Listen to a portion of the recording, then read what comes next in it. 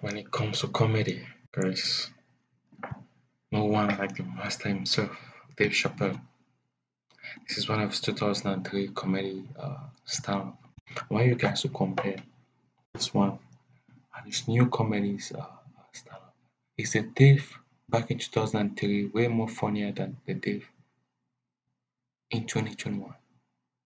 Listen to this.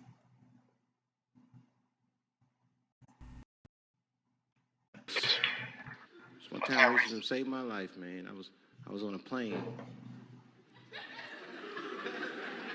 I was coming from overseas, and I don't know how this guy got a machine gun on the plane, but he stood up, man. He said, "Everybody, get on the fucking ground!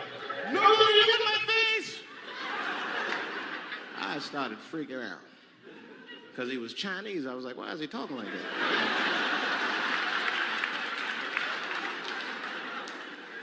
He was screaming and crying. I was the only brother on the plane. Well, I thought I was the only brother. I looked over. There was one other black dude. He was from Nigeria. I looked over at him. He was looking right in my face, man. He didn't say two words to me. He just looked at me. He was like...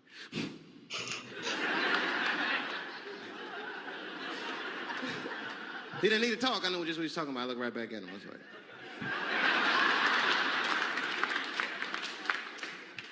Some white dudes on the front of the plane seen us. They were like, "Oh, my God.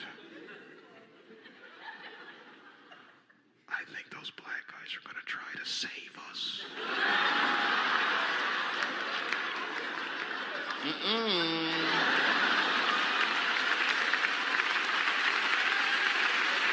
We were just communicating that we understood the situation. We were both seeing the same thing. What we understood was simple.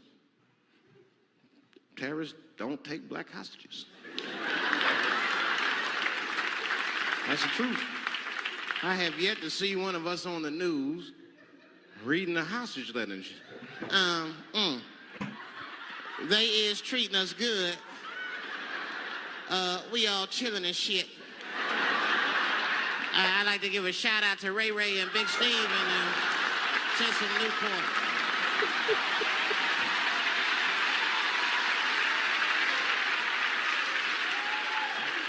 You're not gonna see it. Terrorists are smart. They know what they're doing there, you know. They terrorists. They know black people's bad bargaining chips.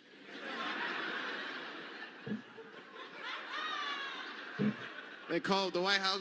"Hello? We have got 5 black... Hello?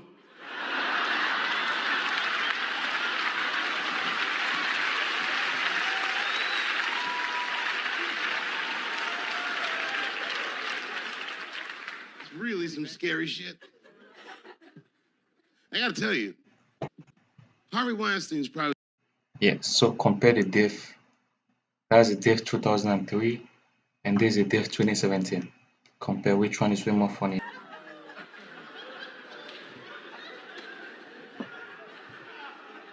You gotta make life interesting like that, because the shit is flimsy. Life is flimsy. You think you're gonna live forever, you ain't not gonna live forever. It's dangerous out here. We know what's going on. I travel now, you know. I used to think D.C. had these roughest ghettos in the country. Nah, nigga. I have seen some shit now. Compare Dave Chappelle back in 2003 and you guys put a comment below who is way more funny. Dave Chappelle 2003 or Dave Chappelle 2017 or Dave Chappelle 2021. Which one is way more funny? Oh, there's some rough areas outside of D.C. Yeah, everybody should go to the ghetto. I was taken to the ghetto one time. That's the worst. When you get taken and you're not expecting to go. You know, usually you want to know when you're going to the ghetto, like, I'm going to see some wild shit. I got to prepare myself. I'm going to see something crazy. When you're taken, it's different. I had a limousine driver. It was after a show. It was late at night. It was like 3 in the morning. I had a limousine driver. He was a nice guy talking to me and shit. "Oh, hey, where you from, dog?" "D.C. Word?" "That's a rough city, man." And his cell phone started ringing. "Hold on 1 second. Hello? Oh, what's up, nigga? What? What the fuck? Slow down. What? What the fuck? No! Fuck that, nigga. Fuck it. I'm on my way.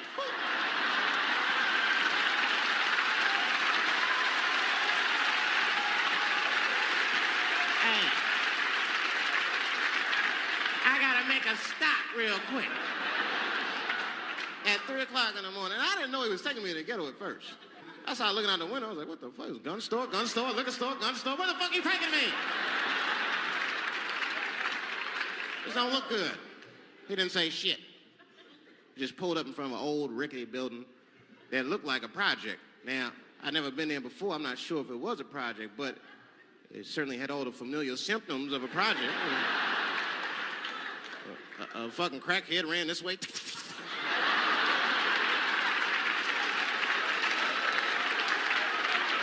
And then another one jumped out of a tree and shit.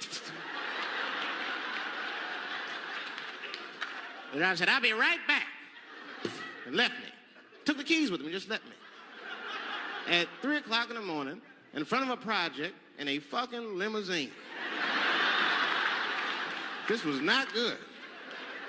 I was like, man, I gotta look around and see if I can see some landmarks and figure out where I'm at. Might have to escape on foot. Now, this is when I knew I was in a bad neighborhood. You only see this in the worst neighborhoods. Remember, it's 3 o'clock in the morning. It's 3 o'clock in the morning. I look out the window. It was a fucking baby standing on a corner. Look at this. And the baby didn't even look scared. He was just standing there.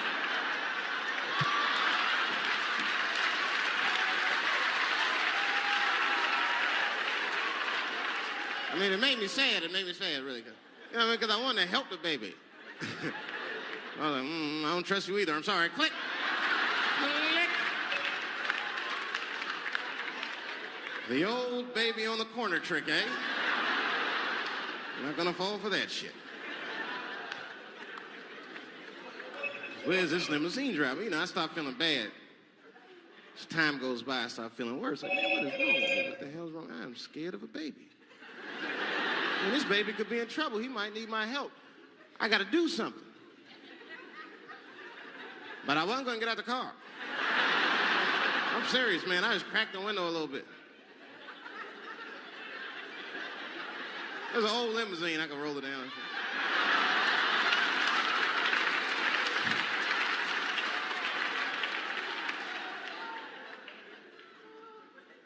Hey, baby. Baby, go home, man. It's 3 o'clock in the morning. What the fuck are you doing up? The baby said, I'm selling weed, nigga. I said, oh,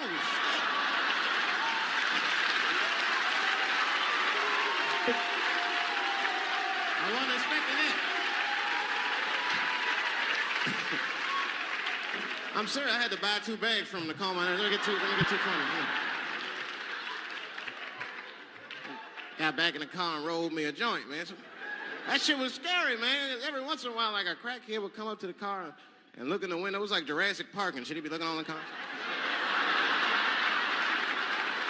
Hey, get out of here, cracky. That baby was still standing there, man.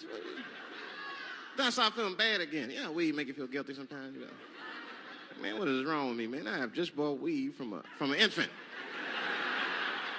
I can't condone this kind of behavior. What am I thinking? I can't let the fear ruin my morals. Got to do something.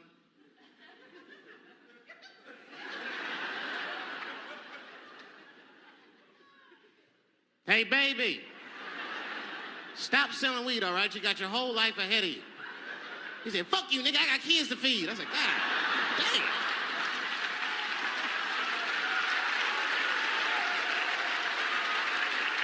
Sam.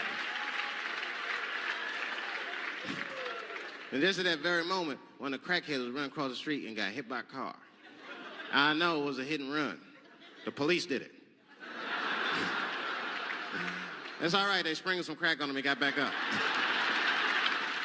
I almost protested the war in the beginning. Almost. Until I saw what happened to them Dixie chicks. I said, fuck that. If they'll do that to 3 white women, they will tear my black ass to pieces. I don't want to hear that shit. Yeah, man, they would. But I'm like, for real, why you care so much what the Dixie chicks say? It's not like they political scientists or nothing. They just bitches that can sing good. You know what I mean? Stop worshiping celebrities so much. Just don't listen, don't pay attention.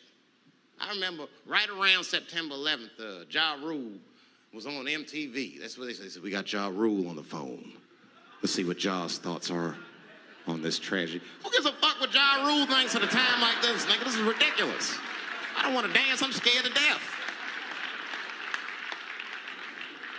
I want some answers that Ja Rule might not have right now. You think when bad shit happens to me, I'll be in the crib like, oh my God, this is terrible. Could somebody please find Ja Rule, get hold of this motherfucker so I can make sense of all this. Where is Ja? Add me Ja Rule.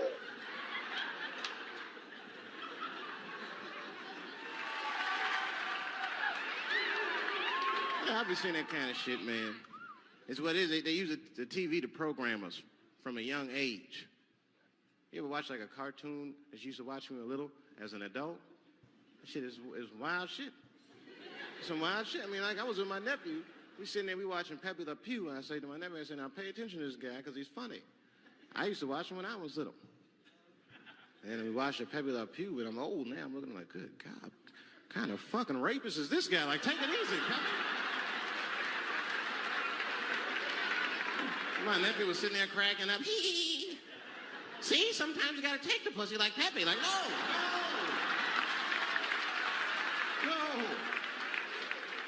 I had to turn the channel real quick. I turned on Sesame Street. I said, oh, Sesame Street, this is much better because now he'll learn how to count and spell. But now I'm watching it as an adult and I realize Sesame Street teaches kids other things. It teaches kids how to judge people and label people. That's right. They got a character on there named Oscar. They treat this guy like shit the entire show. They judge him right in his face. Oscar, you are so mean. Isn't he, kids? Yeah, Oscar. You're a grouch. It's like, bitch, I live in a fucking trash can. I'm the poorest motherfucker on Sesame Street. Nobody's helping me. Then you wonder why your kids grow up and step over homeless people. Get it together, grouch. Get a job, grouch. So don't even tell me how to get to Sesame Street. That is a terrible place. I wouldn't go there if I knew the way. Who would want to live in a neighborhood like that? Fucking 6-foot pigeons walking around. An elephant that's a junkie. Hi, bird. Yeah, that's right, Snuffy. Hi, bird, I'm sick. I need some smack, bird. The Cookie Monster with his eyes popping out his head. Cookie, cookie, cookie, like, ugh. What kind of cookies are you talking about? Chocolate chips don't do that to people. And then they had the nerve to put a pimp on there. They didn't come out and say he's a pimp, but I know a pimp when I see one. They called him the Count. Had a cape and everything. You just see him pimping. Bitch, where is my money? You've been late 4 times, I've been counting. How many times must I smack you before you act right? 1, 2, 2 smacks. Oh, oh, oh, oh, oh, oh, oh. That's what I'm waiting for, because the timing of this Michael Jackson shit is what makes me doubt it. Every time there's wars going out of control, or the economy gets bad, or something is wrong with the world at large, it's always these moments in history that Michael Jackson will coincidentally jerk off a kid. This is getting ridiculous. Like, are you planning this shit? Do you have meetings? Michael, thank you for coming. As you know, Michael, the war has not been going as well as we expected. There's been a lot of hiccups, and the public is asking us a lot of questions, of course, and, well, Michael. I like the way Dave changes his voice. He uses American voice, using the African American voice, using the white voice, using black voice. It's really awesome. Well, there's no nice way to say this, and all I know how to do is be direct, so let me just be direct. We're gonna need you to jerk off another child, Mike. I'm sorry. I am sorry. But it would really help out. Or maybe he did it. Who knows? Who knows? That's the thing. That's what I wanted to say. Who knows? Who the fuck knows? Mike, God, and this little boy know. That's about it. That's about it. The only reason that I can even talk about this shit is because everybody is speculating. They all think he did it. And I don't think he did it. I'm alone in this. I don't think he did it. I'm not going to say I don't think he did it. That's too strong.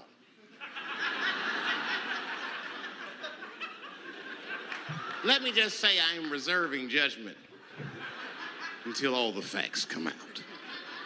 But so far from what I heard, I mean, the kid said he was dying of cancer. He was in Make-A-Wish Foundation. He claims he had 2 weeks to live, and it was his dying wish to meet Michael Jackson. Come on, man, give me a fucking break. This kid is 10 years old. He don't remember Thriller. The fuck you want to meet Michael Jackson for, honestly? I remember Thriller, and I just, like, kind of want to meet this nigga. Like, I wouldn't break an appointment to meet him. I'll put it that way. I'd have to already be free. That's ridiculous. It's like if I'm dying in 2 weeks and go, oh, mama, get me in a room with Chubby Chuckle. I wouldn't want to meet that motherfucker. My last 2 weeks. Why not Usher or somebody like this? So then the kid claims he goes to Michael's house. This is where it all gets crazy. He does everything you'd expect at Michael's house. They climbed trees and rode roller coasters and Ferris wheels.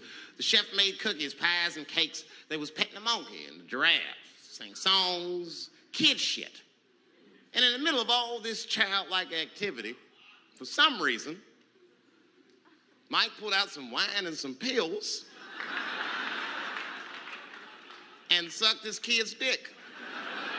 Folks, it hurts me to say it. And the kid had the nerve to call that abuse. Motherfucker, that is a good host. God damn, what else do you want? What else do you want? I'm lucky to get a glass of great drink at my friend's house. Let alone a roller coaster ride and my dick sucked. Mike must be confused, like I brought you in my house, I fed you, I sucked your dick, and this is how you repay me, motherfuckers? This was your wish, not mine. Thought you were dying in 2 weeks. What happened to that motherfucker? I've been in court for a year and a half. You get stronger every time I see you.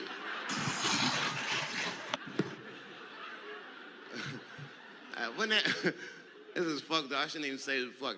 Wouldn't it be some ironic shit if they found out through this case that the cure for cancer was Michael Jackson sucking your dick somehow? Like if Mike had powers like Green Mile and all the kids like, please, Mike, suck our dicks. Never again. He didn't appreciate it. Can we at least study your saliva? Please, Mike.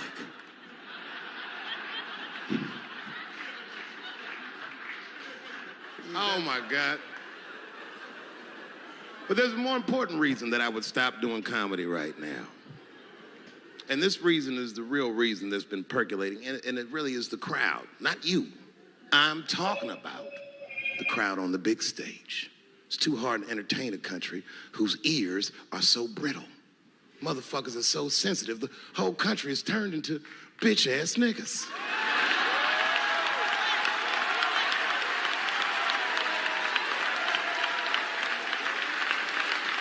Everything you say upsets somebody.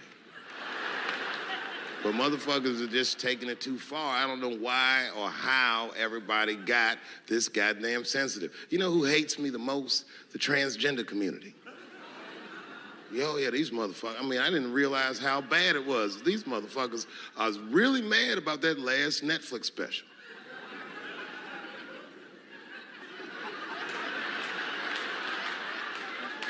It's tough, man. I don't know what to do about it because I like them.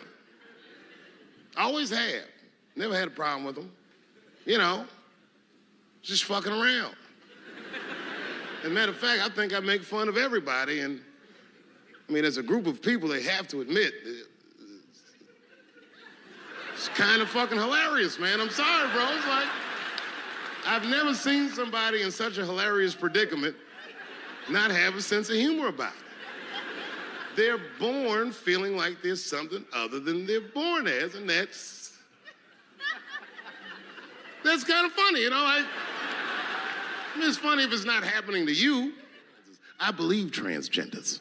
I don't understand them either, but I know they mean what they say. Them niggas cut their dicks off. That's all the proof I need. I've never seen somebody just throw their dick away. Don't need it.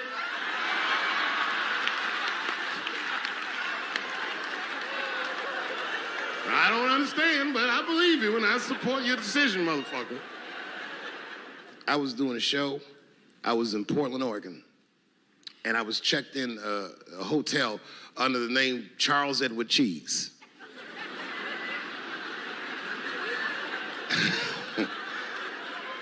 I came back to my room late at night, and there was a note. It was like a letter on my desk. It was addressed to Mr. Cheese. So obviously, I'm going to assume that whoever wrote this letter must be an intimate friend of mine. This is not some kind of name that a person would just guess. But then I open the letter, and it turns out I don't know this person at all.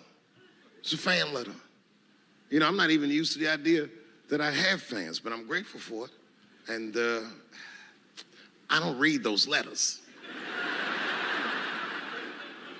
Be nice if I did, but realistically, it's like, what am I, Santa Claus, nigga? I don't have time for this. Like, got shit I want to do. I'm trying to chill. Read all these dreams and wishes from strangers. But I read it. I'd already opened it. So I just read the whole letter. And you know what, man? Whoever wrote this letter truly loves me.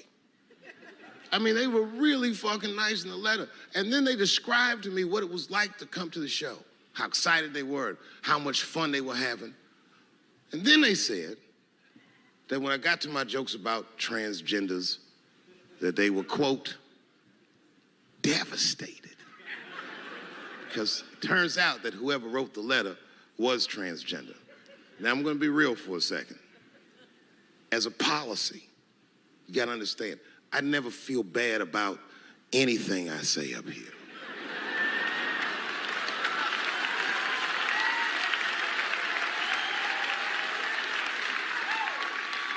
And I would never admit this to you if I hadn't locked your phones up. But it was the weirdest thing. Like, when I read this letter, the shit made me feel bad. I didn't feel bad about what I said, you understand? I felt bad that I made somebody else feel bad. To be honest, I don't even know what I said that upset that person. I have so many transgender jokes.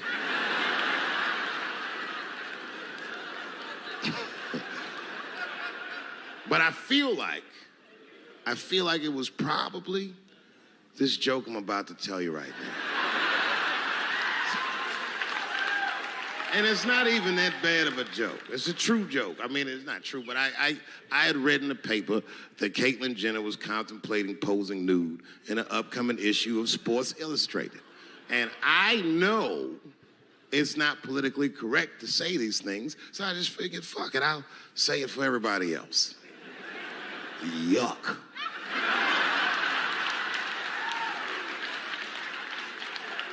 You know, sometimes I just want to read some stats. I don't know why you're gonna cram some man pussy in the middle of the sports page like this. I just didn't think that was the place for it. But I wasn't saying anything like Caitlyn Jenner's a bad person. I'm not mad at her for doing it. Not even mad at Sports Illustrated. If I'm mad at somebody, I'm probably just mad at myself. You understand? Because deep down, I know that I am not strong enough to not look at those pictures.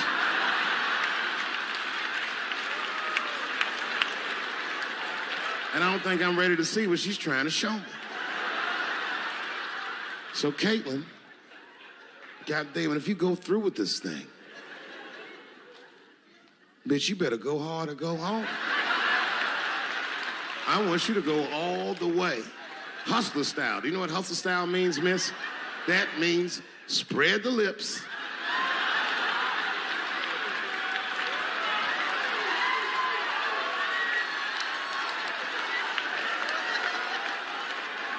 I hope she spreads her lips and there's an itty bitty dick inside. Ah! The show is behind the curtains.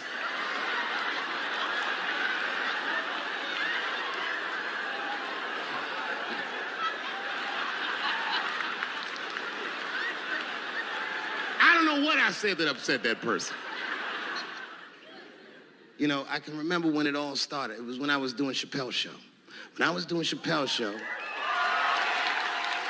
I used to do this show, and then on the weekends I do like concerts and shit like that. So I'm doing a concert, and there was a couple in the front row, beautiful couple. The wife was obviously Asian. You could see it in her face.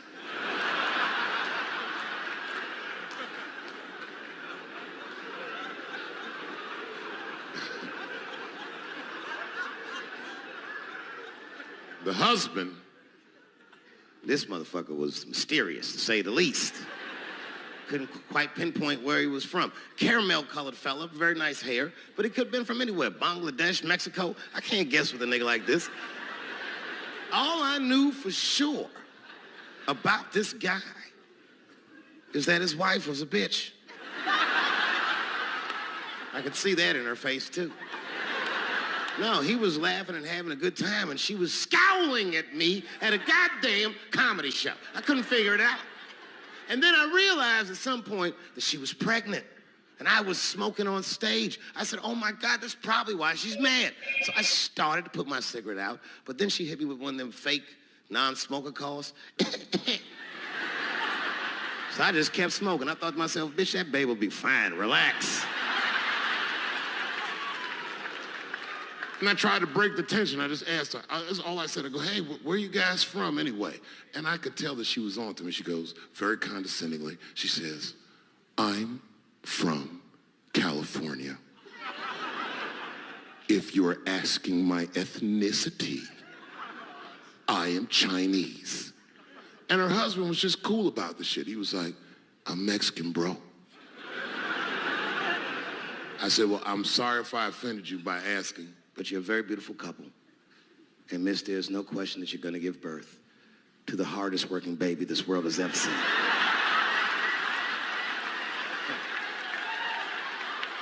That's not a bad joke. She got very upset. She got up to leave immediately, but she didn't just leave. She had to take one last dig at me on the way out. I will never buy one of your fucking DVDs again, DaveChappelle. I said, ma'am, with all due respect, Chinese people don't buy DVDs.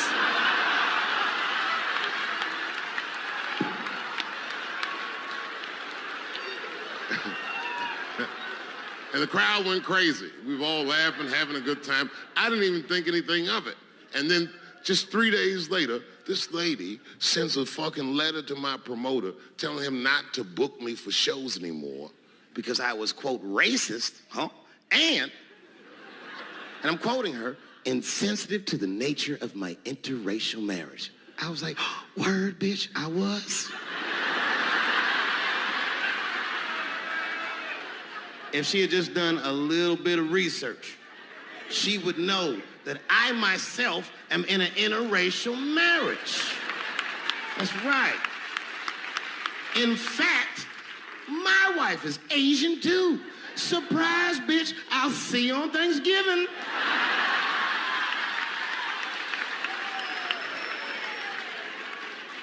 But my wife's not Chinese. She's Filipino. That's right. And our kids are Puerto Rican somehow, so there you go.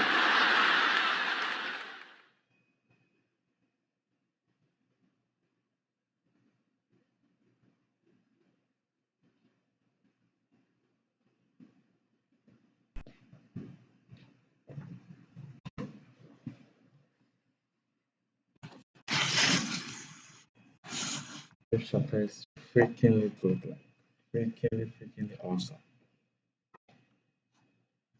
He's really, really good. For me, I prefer Dave Chappelle back in 2003. His voice was like really, really nice. You guys comment on that. Which do you prefer?